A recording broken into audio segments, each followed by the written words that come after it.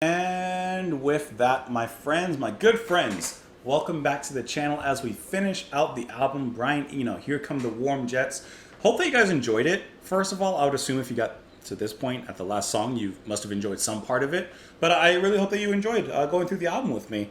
I figured I'd try something kind of new, kind of going through everything in a sequence. And I hope that you guys enjoyed the journey with me. Listening, learning, experiencing. So let's go ahead and finish out the album with the title track, Here Come the Warm Jets. We're going to play the last few seconds of those little bells that were ringing in the last song. Let that ring into it, and then we'll talk about it after. Let's go. Creaky chair.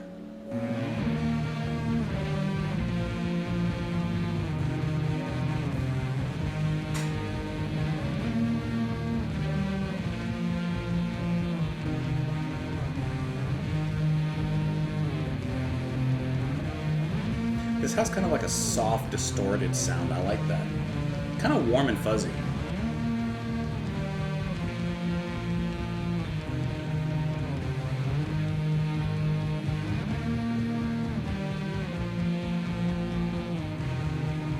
You can hear the bass quietly pulsing in the back.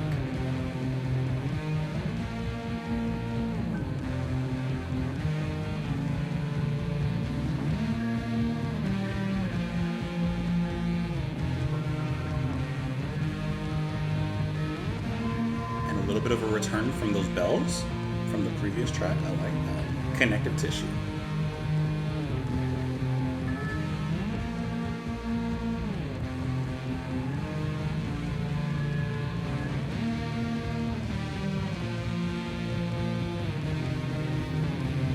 It does kind of sound like a plane engine.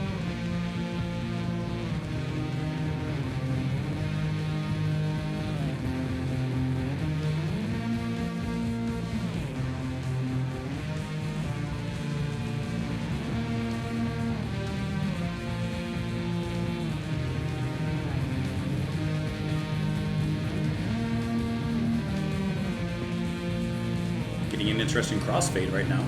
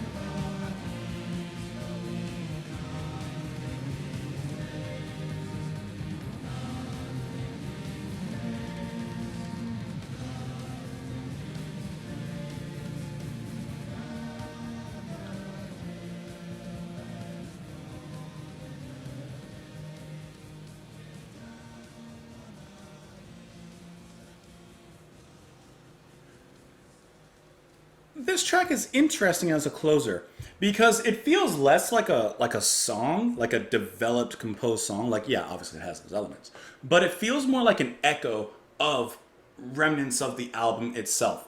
It fades in very slowly. You have another section of it, the percussion to be exact, that fades in alongside with it. Kind of stays at a very low mix and stays at that weird split production realm, and then it just fades out. So it really just sounds like a reverb, an echo of the rest of the album. Like more of like a bonus track almost than like a true finale or closer, even though I do think that that kind of echo sound works as a closer, because you do have a few albums that do that have a last track that fades in then just fades out. There's not necessarily much stated there.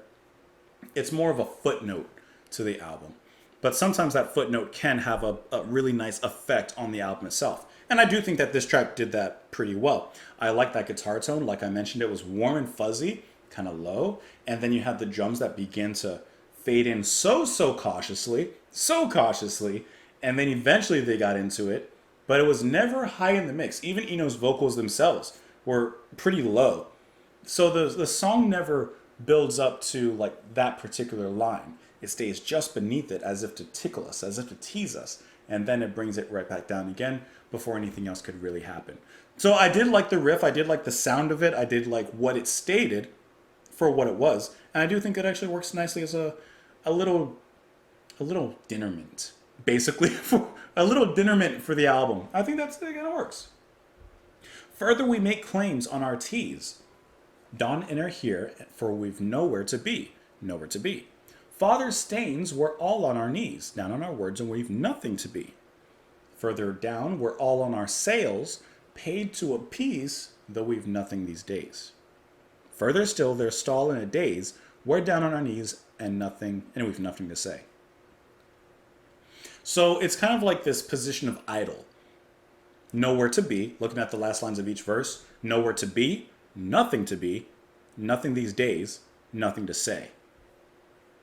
And then there's an act in each of the first lines of the verse. We make these claims on our T's. Father stains, we're all on our knees, like praying. Further down, we're all on our sails, like I would imagine like on a boat trying to travel or trying to do something, trying to get somewhere, like a journey. Further still, they're stall in a daze. Stalling like you would in a car, like you're stuck, you can't get a start. So I'm kind of getting that. Here come the warm jets. I think of a jet taking off, a literal jet, but that I don't know anything about jets, but the thrusters never fire up. So it's just stalled, not moving.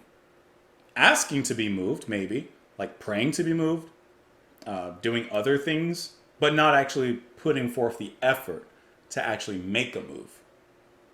Which you could possibly make a case for this being Eno saying, hey, I'm making a move away from my previous band. Here's my solo debut. I made my move. I warmed up those jets and I flew. Basically, I don't know. I guess you could make a case for that. Hey, this album title also relates to music for airports. Anyways, I just thought of that. Anyways, this was a really fun album to listen to. Thank you guys, all of you that suggested it. This was really, really fun to listen to.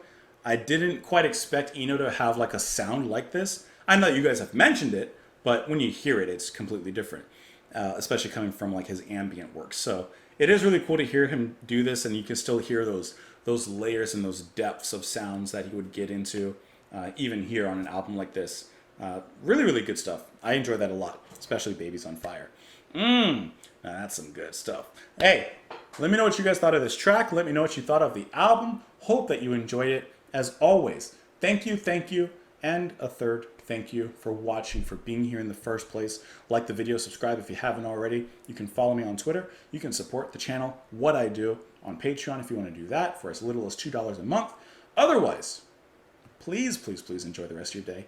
Come back tomorrow, and I will see you all then. Bye, guys.